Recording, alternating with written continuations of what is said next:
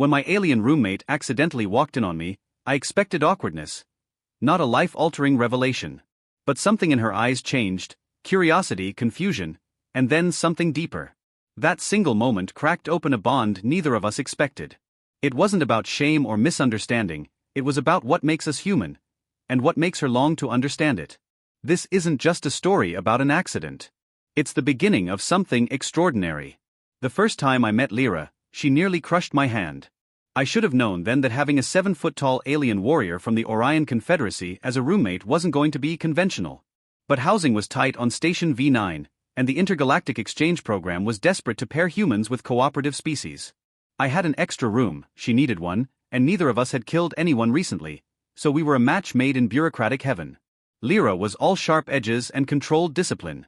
Her skin shimmered like burnished silver under the fluorescent lights, and her eyes had no whites, just glowing teal orbs that seemed to scan everything with military precision.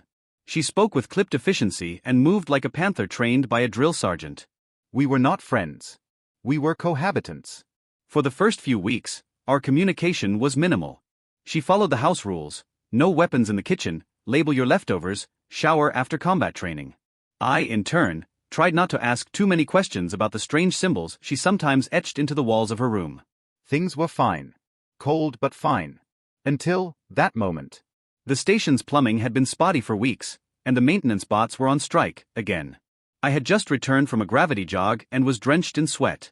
Lyra wasn't due back from training for another hour, and I figured I could jump in the shower without locking the door. You see where this is going. I had just stepped out, towel around my waist, steam still curling from my skin, when the door whooshed open. There she was. Lyra froze. I froze. Our eyes locked. Her gaze dropped. Mine followed. The towel was on the floor.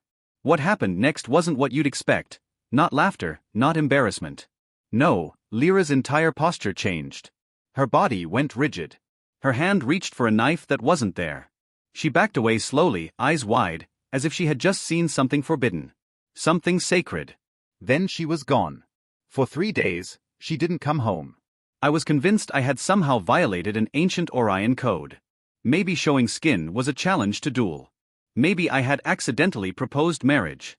On the 4th day, she returned. But something had changed. She didn't just avoid eye contact, she avoided the entire room. She moved with careful deliberation, as if every motion had to be calculated. But the strangest part? She started leaving things for me. Not in a creepy way.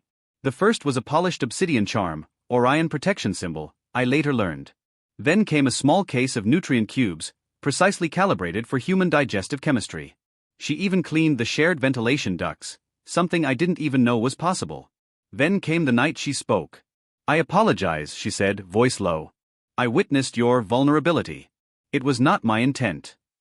I chuckled, trying to diffuse the tension. Hey, don't worry. Accidents happen. You've got nothing to apologize for. I do, she insisted. Your physiology, it startled me. Not from revulsion, but confusion. Now that threw me. Confusion. She hesitated. Among my species, what you displayed is not shown casually. It signifies readiness. Invitation. Wait, I said slowly. You thought I was hitting on you? Her gaze didn't waver. I believed you were initiating bonding rites. I laughed. Hard.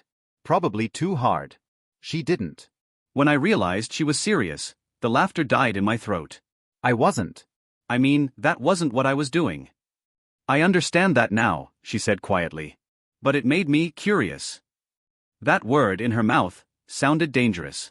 I didn't know how to respond. So I didn't. But from that night, something unspoken settled between us. The air in the apartment was charged, like two magnets being slowly drawn together, unsure if they'd attract or repel. Then came the mission. Station V9 was on alert. A freighter carrying rare mineral cargo had gone missing, and security suspected it wasn't a mere accident. Lyra, being part of the Orion Peace Corps, was called in. Before leaving, she stopped at my door. If I do not return, she said, remember that I chose this place. I chose this home. And I did not regret the incident. That was the closest thing to affection I'd ever heard from her. She left. I waited. Days passed. Then the alarms rang.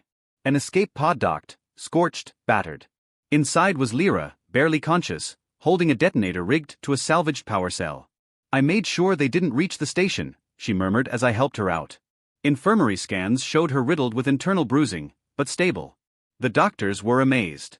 I wasn't. She was a warrior. And she came home. That night, sitting beside her recovery bed, I asked her something I never imagined I'd say. So, what would a bonding rite actually look like? She turned her head slowly, eyes gleaming. You're not ready, she whispered. But you're close. I didn't know what I expected when I found Anara standing awkwardly in the hallway, her pale blue skin flushed with a deeper hue of violet along her cheeks. Something I'd come to learn was the Iridari equivalent of a full-body blush. She had seen me. Really seen me. And after the initial flurry of embarrassment and the fumbling apologies, we settled back into a strained silence for a few days. I kept the door locked. She avoided the kitchen when I was in it. It was like living with a ghost, except this ghost hummed to herself in alien tones that echoed beautifully through the vents when she thought I wasn't home. I told myself it was fine. That it was just a misunderstanding. She'd walk away from this awkwardness soon enough, back to her species, back to the sprawling stations of the Intergalactic Federation. But Anara didn't leave. In fact, a week after the incident, she knocked on my door, gently, like she was still unsure whether she was allowed to be in my space. Human, Daniel, she corrected herself quickly. May we talk? Her eyes didn't meet mine, and her fingers were wrapped tightly around the hem of her tunic. I nodded, stepping aside and letting her in. It wasn't like before, when we'd first met and everything had been unfamiliar but somehow exciting. Now it felt tense. Fragile. She sat on the edge of the couch like it might shatter beneath her. I must apologize, she said softly. I did not understand what nudity meant in your culture. For Iridari it is, she paused, searching for the word. Natural. As natural as breathing. I nodded, choosing my words carefully. It's not just the nudity. It was the moment, I guess. You caught me off guard. She tilted her head, those silver-flecked eyes narrowing slightly. And what moment did you feel was disturbed? I hesitated. Was I really going to tell her that in the split second she had looked at me, I had felt more vulnerable than I had in years? That the moment she gasped, not in horror, but in surprise, it wasn't shame I felt, but something far more dangerous? Desire. Never mind, I muttered, brushing it off. It's fine now. But she wasn't letting it go. You do not understand what that moment meant for me, she said. Iridari do not form pair bonds the way humans do. We are empathic, we sense resonance. And, in that moment when I saw you, I felt something I have never felt before. I was overwhelmed. Her voice trembled. Her eyes glistened, not with tears, but with intensity. It was not your body. It was your soul. Open. Unshielded. Raw. I swallowed, my mouth suddenly dry. What do you mean, resonance? She looked down, her fingers brushing against mine on the couch. We are taught to wait for a moment, one that defines everything. When you meet someone whose presence syncs with your own, whose breath steadies your pulse instead of quickening it, you don't run from that. My hand didn't move. Neither did hers. I was afraid, she whispered. Because I resonated with a human. And I didn't think it was possible.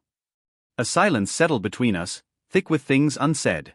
I leaned closer, barely breathing. What happens when Iridari resonate? She smiled faintly, brushing a strand of silver hair from her face. We stopped looking for anything else. From that night forward, things changed. Subtly at first. She began cooking with me. Her species didn't eat the same food, but she'd hover beside me, watching as I chopped vegetables or explained what a sandwich was. She laughed more. That strange melodic laugh that wrapped around the room and made my chest tighten. I began noticing the way she swayed slightly when she walked, or the way her hair caught the sun filtering through the window. The way she looked at me like I was something sacred. We never talked about that night again, not directly. But the tension between us turned from awkward to electric. There were shared glances that lingered too long, accidental touches that sent a spark straight through my spine. And then came the night of the blackout. It started with a malfunction in the city grid. One of the orbital satellites that regulated Earth's weather had short-circuited. The entire district went dark. Candles were a thing of the past, but I had one, tucked away in a box from my grandfather's time. I lit it in the center of the room, the flame flickering between us like something alive. Anara sat close. Closer than usual. You don't fear the dark? She asked, her voice low. I shook my head. Not anymore. I've seen worse. Worse. I hesitated. War. Death. Loneliness. She turned toward me, her face half-lit. You are not alone anymore.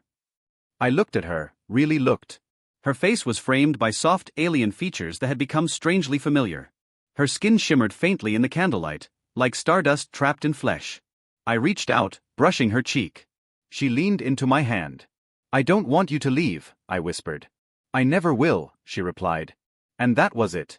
The kiss wasn't planned. It wasn't even sudden. It was like gravity, inevitable. Her lips were soft and cool, but the fire behind them burned. Her hands slid along my chest, gentle but insistent. Every nerve lit up. Every hesitation vanished. We didn't make love that night, not fully. But something passed between us, deeper than flesh. A promise. Weeks passed. We became us.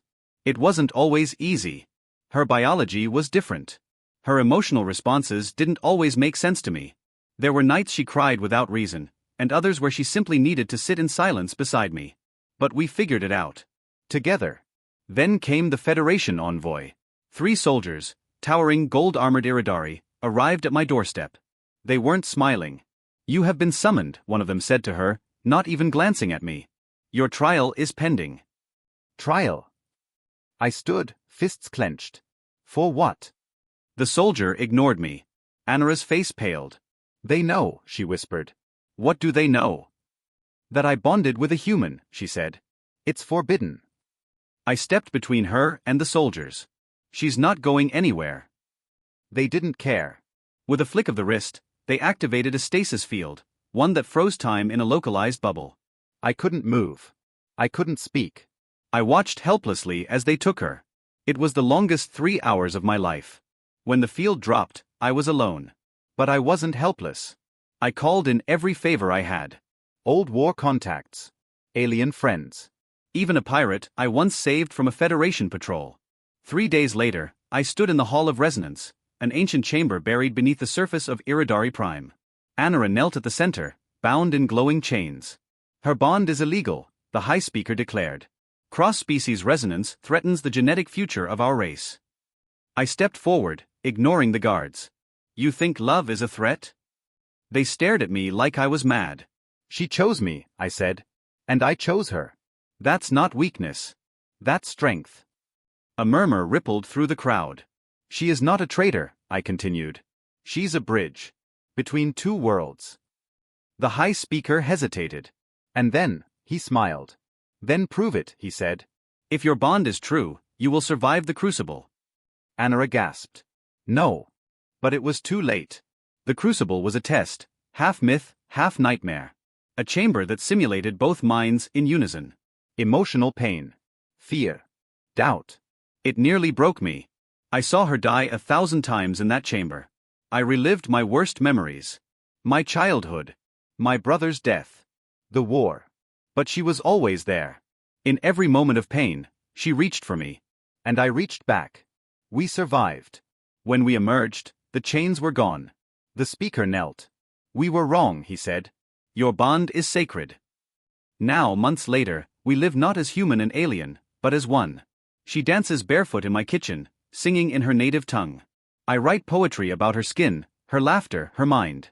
And every night, as we fall asleep in each other's arms, I remember the first time she saw me, truly saw me. Not naked, but open. And now she's mine. Forever.